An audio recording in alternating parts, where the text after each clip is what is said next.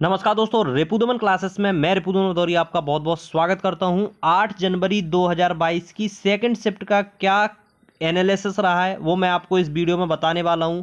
और जितने भी क्वेश्चन हैं आपके साथ डिस्कस करूंगा विथ एक्स्ट्रा फैक्ट के साथ। तो मोस्ट इंपोर्टेंट आपके लिए हो जाता है, आपने कहीं भी एनालिसिस देखा हो, लेकिन जब आप इसको देखोगे तो आगे आने वाली शिफ्ट में आपके लिए बहुत ही काम आने वाला है, क्योंकि मैं एक्स्ट्रा फैक्ट जितने हैं वो सारे के सारे कवर करने वाला हूं।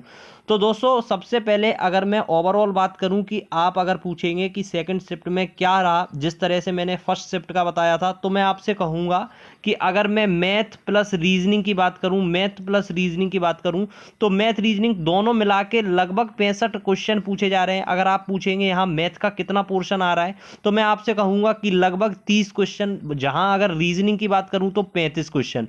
तो लगभग इतना डाटा है। अब दूसरी चीज ये है, इसमें मैं आपको बता देता हूं क्या होता है कि पहले पोर्शन आपके आते थे 3, उसमें पूरा एग्जाम होता था। लेकिन इस बार क्या है, स्टार्टिंग से आप जैसे ही क्वेश्चन पेपर स्टार्ट करते हैं, सबसे पहले आपको एमपी जीके जीएस देखने के लिए मिल जाएगी, उसके बाद आपको मैथ मिल जाएगी, फिर आपकी साइंस वगैरह आपको देखने के लिए मिलेगी।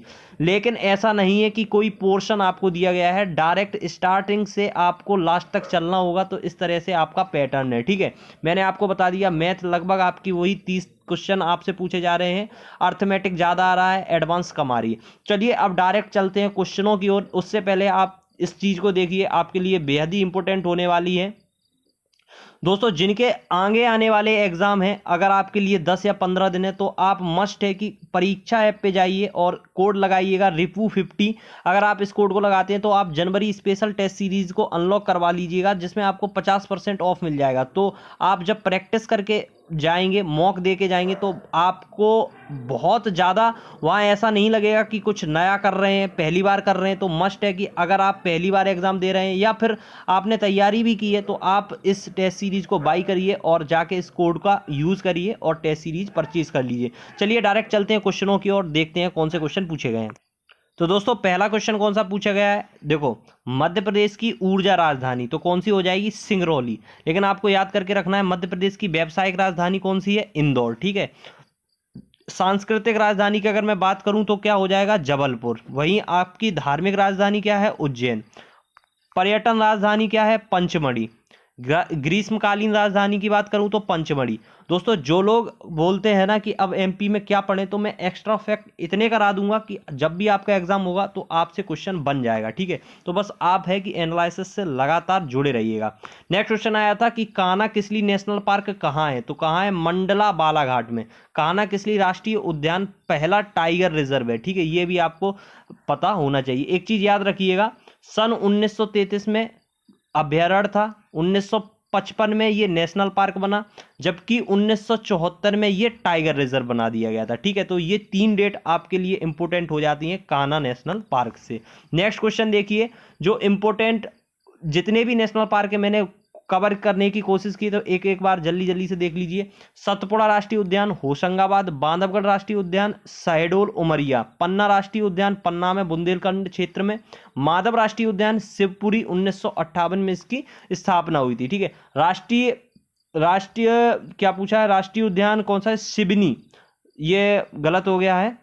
नेक्स्ट देखिए, फॉसिल जीवाश्म राष्ट्रीय उद्यान कहाँ है, मंडला डिंडोरी में। संजय राष्ट्रीय उद्यान 1981 में स्थापित किया गया था, कहाँ, सीधी में, ठीक है।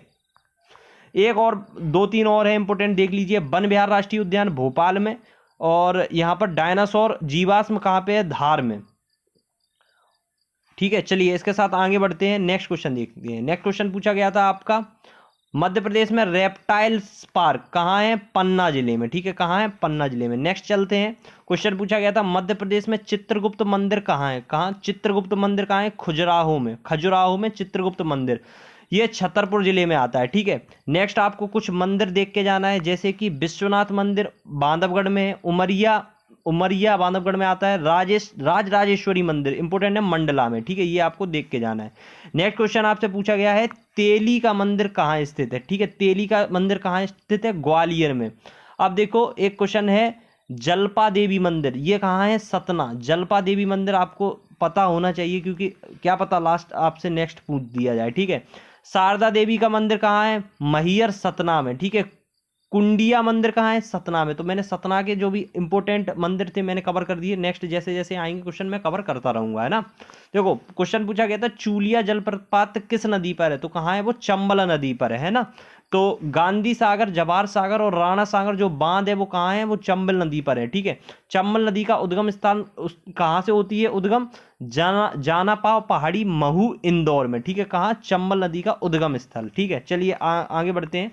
नेक्स्ट क्वेश्चन पूछा गया था मंडला उत्सव कहाँ मनाया जाता है? तो कहाँ? उज्जैन और इंदौर में मनाया जाता है, ठीक है। इसके साथ आगे बढ़ते हैं।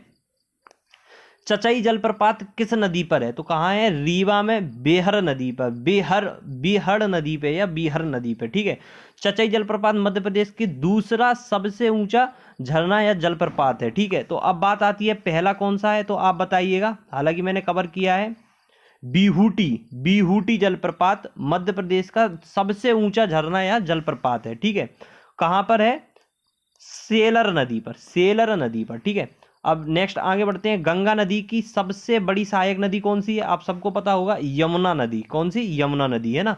चलिए इससे कुछ रिलेटेड क्वेश्चन है मैंने कवर किए हैं। जैसे दक्षिण भारत की नदियों में सबसे लंबी नदी कौन सी हो जाएगी? गोदावरी। अमरकंटक से उद्गम दो नदियों के नाम बताइए। नर्मदा और सोन, ठीक है। ये आपको याद रखना है। मैं इसलिए आपको इतनी चीजें करा रहा हूं कि आगे आने वाली शिफ्ट में अगर आपका एग्जाम है, और जाहिर सी बात है कि आगे आने वाली शिफ्ट में आपका एग्जाम होगा, तो आपके लिए मस्ट है कि आप इस एनालिसिस से लास्ट तक जुड़े, देखते जाइएगा कितना फायदा होता है।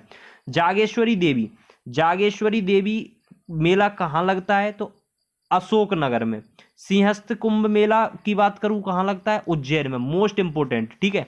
नागाजी का मेला मुरैना में, मोस्ट इंपोर्टेंट। मैं कुछ इंपोर्टेंट मेले दिखा रहा हूं, मतलब करा रहा हूं, तो आप देख के जाइएगा। चंडी देवी का मेला सीधी जिले में। काना बाबा का मेला होशंगाबाद।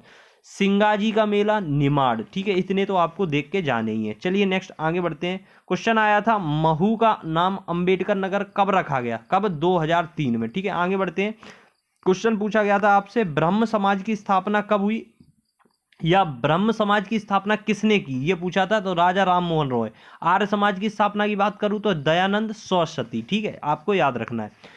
इसरो की स्थापना किस वर्ष हुई? 15 अगस्त 1969, ठीक है। 1969, 15 अगस्त। आपको इसरो के बाद आपको देखो क्या है, जैसे आरबीआई की स्थापना 1935। आपको कुछ ऐसी जो है दो इनसे रिलेटेड कर लेना है, क्यों काम आने वाले हैं ना। चलिए आगे बढ़ते हैं। क्वेश्चन आया था महाराष्ट्र का लोक नृत्य कौन सा? लावड़ी। गुजरात का लोक नृत्य कौन सा हो जाएगा? गरबा। आपको और भी इससे रिलेटेड करना है। देखो क्वेश्चन आया था महाराष्ट्र से, मैंने बता दिया गुजरात का, ठीक है। देख के जाइएगा। अजंता की गुफाएं कहाँ है? महाराष्ट्र में, ठीक है। अजंता की गुफाएं कहाँ है? महाराष्ट्र में, ठीक है। अब मौर्य वंश का अंतिम शासक कौन है? बृहद्रथ। कौन है? बृहद्रथ। अब देखो नेक्स्ट क्वेश्चन आया था मराठी अकादमी कहाँ है? भोपाल में, है ना। चलिए आगे बढ़ते हैं। मैं बहुत स्पीड से कोशिश कर रहा हूं क्योंकि आपका टाइम खराब ना हो और ज्यादा से ज्यादा चीजें आप तक डिलीवर हो पाए, ठीक है। चलिए आगे बढ़ते हैं।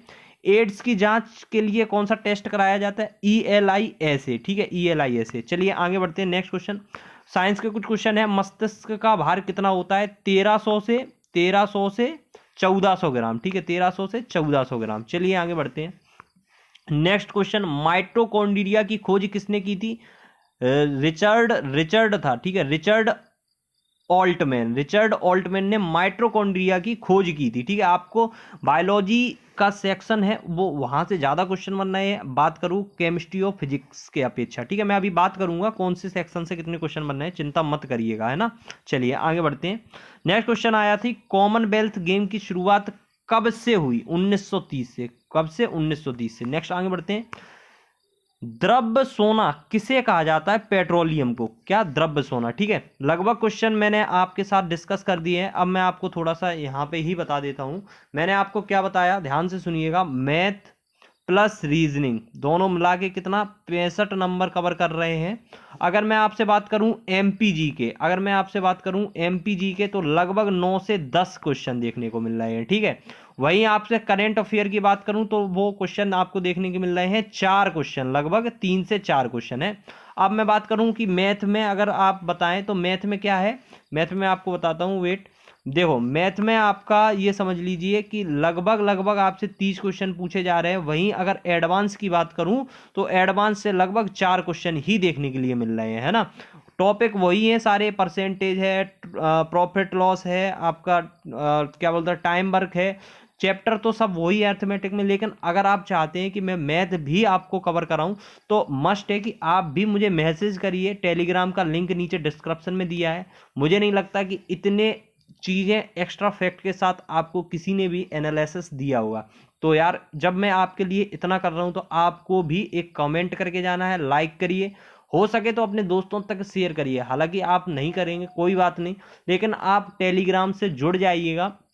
देखो आगे आने वाली शिफ्ट में आपको पेपर, मैं दावा कर रहा हूं, जो क्वेश्चन मैं लगभग कवर कराऊंगा वहां से ही टच करेंगे, ठीक है, इससे ज्यादा क्वेश्चन नहीं जाएगा, मुझे पता है। तो आप मस्ट है कि चैनल को अभी सब्सक्राइब करिए। हालांकि कल मैं आने वाला हूं लाइव, तो आप सुबह जुड़ना ना भूलें। 9 तारीख को पहली शिफ्ट में लाइव एनालिसिस करेंगे, तो आप बिल्कुल जुड़ सकते हैं, ठीक है। अब सिंप्लीफिकेशन की अगर मैं बात करूं मैथ में, तो सिंप्लीफिकेशन से लगभग 3 क्वेश्चन टच कर रहा है।